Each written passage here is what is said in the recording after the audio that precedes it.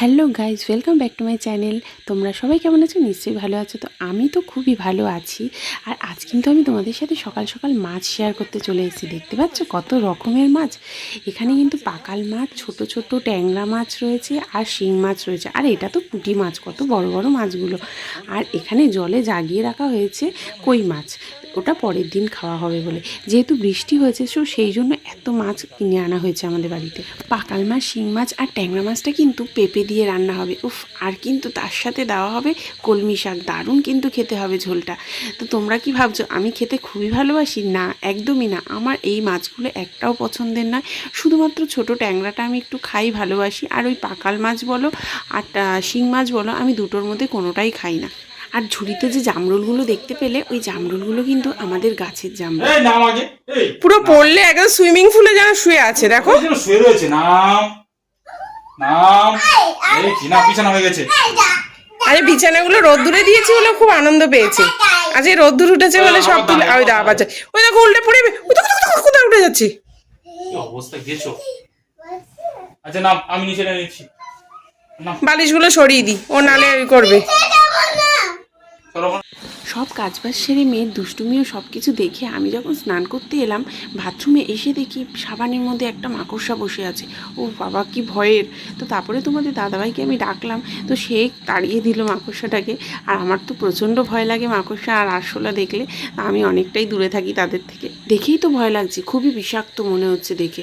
তো যাই হোক, সন্ধেবেলা ঘুম থেকে ওঠার পর উপরে উঠে দেখি, মেয়েকে নিয়ে যখন ওপরে এলাম, দেখতে পেলাম ফিল্টার ঠিক করতে এসছে দাদা।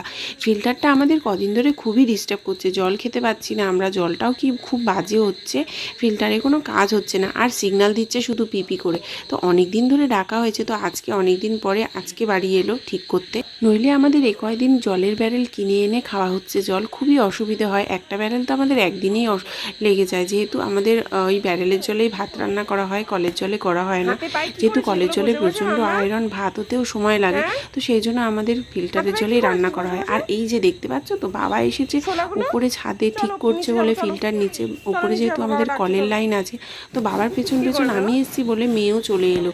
আর এখানে শোলাগুলো নিয়ে সমানেও নখ দিয়ে খুঁড়ছে। এমনি সময় স্নান করার আগে এসে এইসব দুষ্টুমি করে, ঠিক আছে। এখন সন্ধেবেলা কে ওকে স্নান করাবে বলো তো?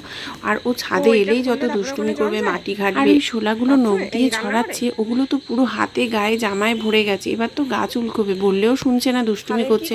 আর ছাদে নিয়ে এসেও আমি যেন জ্বালায় পড়েছি। সব গুড়ি গুড়ি গুঁড়ো গুঁড়ো করেছে, দেখো নখ দিয়ে খুঁটে খুঁটে কি করছিস? সারা গায়ে মাখছে বসে বসে। এই মাম্মা, কি করছিস? তো সন্ধে হয়ে গেছে, এখন প্রায় 5:45 বাজে। ছাদে এসেছিলাম, একটু অন্ধকার হয়ে গেছে এখনই। তো এখন ফিল্টার সারাতে এসছে, যেহেতু ফিল্টারটা ঠিক করবে। কদিন ধরে বাজে একদম জল আসছে, খাওয়া যাচ্ছে না। আর পেছনটা তোমাদের দেখাচ্ছি, জল জমে গেছে পুরো। কাল যা মুষলধারে বৃষ্টি হয়েছে, তো তার ফলাফল দেখতে পাচ্ছ, কত জল জমেছে পেছনে। আর পেছনে ওই সাঁকোটা দিয়ে, পেছনে একটা বাড়ি রয়েছে, তো ওই সাঁকোটা দিয়ে যেহেতু যাতায়াত করে, ওদের খুবই অসুবিধা হয় জল জমে গেলে। তো আমার ব্লগটা আজকে আমি এখানেই শেষ করছি। আবার তোমাদের সাথে দেখা হচ্ছে নেক্সট ভিডিওতে। আমার ভিডিওটা ভালো লাগলে অবশ্যই লাইক কমেন্ট শেয়ার করে দিই।